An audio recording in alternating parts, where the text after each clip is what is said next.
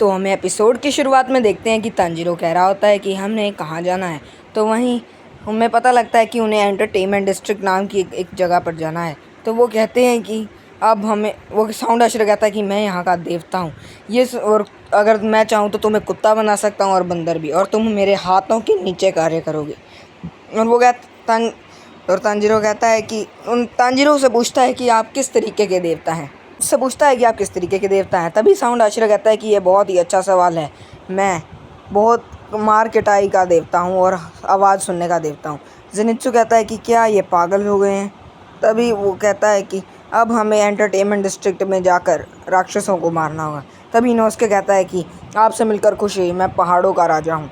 Sound आश्चर्य कहता है कि मैंने तुम्हारे बारे में पहले कभी नहीं सुना, तुम्हारा नाम सुनने में बहुत ही अच्छा लगता है। और वो वहाँ से जाने लगते हैं और वो सभी रात के टाइम एंटरटेनमेंट डिस्ट्रिक्ट पहुँच जाते हैं। वो वहाँ पर बहुत ही सुंदर सुंदर लड़कियाँ होती हैं। वो कहता है कि तांजीरो वहाँ पे देखता है कि वो इनोस्के और जेनित्सु नीचे उतर गए होते हैं, उन्हें मना किया गया था। जेनित्सु पूछता है कि यहाँ रात के टाइम भी इतनी रोशनी क्यों है। वो बताता है कि यहाँ पे रात के टाइम ही रोशनी रहती है, सुबह के टाइम यहाँ पे उजाला नहीं होता, और तुम अब इसके ऊपर से नीचे मत उतर जाना। वो राक्षसों के बारे में और भी चीज़ें बताता है। वो कहता है कि हमें यहाँ राक्षस मारने आए हैं और मुझे यहाँ से बहुत ही बेकार राक्षसों की स्मेल पहले से ही आनी शुरू हो गई है। जेनित्सु सोच रहा होता है कि क्या हमें यहीं से मारना शुरू करना होगा। वो कहता है कि यहाँ पर सबसे सुंदर लड़की को ओरायन कहा जाता है और यहाँ लड़कियाँ खरीदी व बेची भी जाती हैं। ये सुनकर जेनित्सु हैरान हो जाता है और वो वहाँ से आगे बढ़ने लगते हैं। और वहाँ पे साउंड आशिरा उन्हें बताता है कि यहाँ पर बहुत सारी लड़कियाँ खरीदी व बेची जाती हैं, और वो यहाँ वहाँ हर जगह हर चीज़ को ढूंढने लगते हैं। और वो बताता है कि अब हम कुछ देर आराम करने के लिए जाते हैं। वो एक ऐसी जगह पे जाते हैं जहाँ आराम किया जा सके, एक शेयर मार्केट में। वो वहाँ जाकर आराम करने लगते हैं और वो बताता है कि तुम्हें यहाँ मेरे लिए अंडर काम करना होगा और मेरी यहाँ पे तुम्हें बीवियाँ ढूंढनी होंगी। जेनित्सु ये कर बहुत ही गुस्से में चिल्लाने लगता है कि हम यहाँ तुम्हारी बीवियाँ ढूंढने नहीं आए हैं, तुम यहाँ पे शादी करो और हम तुम्हारे अंडर काम करें, हम यहाँ तुम्हारी बीवियाँ नहीं ढूंढेंगे। साउंड आशिरा को सुनकर बहुत गुस्सा आ जाता है। वो कहता है कि मेरी यहाँ पे बीवी है, मैंने यहाँ पे उनके मैसेज दिया हुआ था और ये मेरी असली बीवी है। ये कहता है कि तुम हमारा बीवी ढूंढवाने का काम नहीं कर सकते, और वो एक मुक्का जड़ता है उसके ऊपर। वो कहता है कि ये लो लेटर्स पढ़ो, और वो जो लेटर्स पढ़ता है। साउंड आशिरा कहता है कि मेरी 3 बीवियाँ हैं। ये जेनित्सु देखकर और भी हैरान हो जाता है कि क्या तुम जैसे बंदों की 3 बीवियाँ कैसे हो सकती हैं। और वो साउंड आशिरा उसे एक मुक्का मारता है और वो वहीं गिर जाता है। तांजीरो वो लेटर्स पढ़ता है और कहता है कि हाँ, इसके अंदर इन्हें कहा गया है कि आप कहीं भी हिल डुल नहीं सकते। वो कहता है कि अब मेरी तीनों बीवियाँ यहाँ पर हैं और मैं यहाँ पे रह सकता था और मैं उधर जा सकता था, तो तीनों को मैंने यहाँ भेज दिया। वो कहता है कि अब मुझे तुम्हारे साथ कुछ सख्ती से ही पेश आना होगा।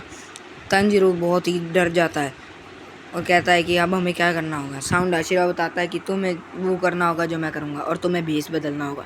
वो सभी भेस बदल लेते हैं और वो उन्हें लड़कियाँ बना देता है, और उन्हें बेचने के लिए वो खुद इतना अच्छा बन कर जाता है कि सामने वाले इम्प्रेस हो जाते हैं।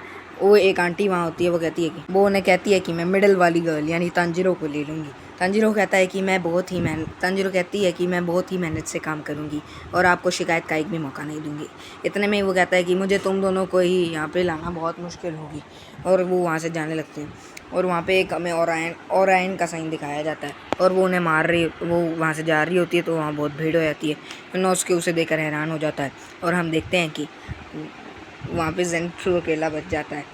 इनोस्के को भी एक बंदा खरीद कर ले जाता है, और वो कहती है कि आपको नए वहाँ पे एक आंटी आती है, और वो इनोस्के को लेकर चली जाती है। जेनित्सु वहाँ अकेला बचता है और वो वहाँ बहुत ही डर जाता है देखकर।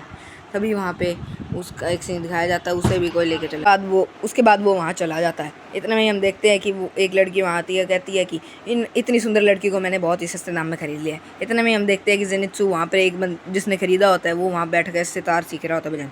वो कहता है कि इतनी बेकार लड़की को किसने देख लिया। वो कहता है कि ये एक ही चीज़ को बहुत ही तेज़ी से कर लेती है और बहुत ही तेज़ी से उसे सीख लेती है, और वो तेज़ी से उसे सीख रहा होता है। इतने में वो कहता है कि वैसे तो ये बदसूरत है, लेकिन जो इसे लेके आया था वो बहुत ही खूबसूरत था। वो कहती है कि मैं इसे इस बहुत ही बड़े मुकाम पर पहुंचाऊंगी और इसे एक ओरायन बनाऊंगी।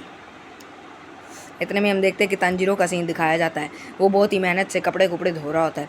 इतने में एक लड़की कहती है कि कहाँ सुमा इतने दिनों से बाहर नहीं निकली है और उसने अकात्सुकी कमिट किया। वो तंजीरो से पूछता है कि अकात्सुकी क्या होता है। वो कहती है कि क्या तुम्हें अकात्सुकी के बारे में नहीं पता, तो तुम्हें पता होना भी नहीं चाहिए, लेकिन मैं तुम्हें बता देती हूँ।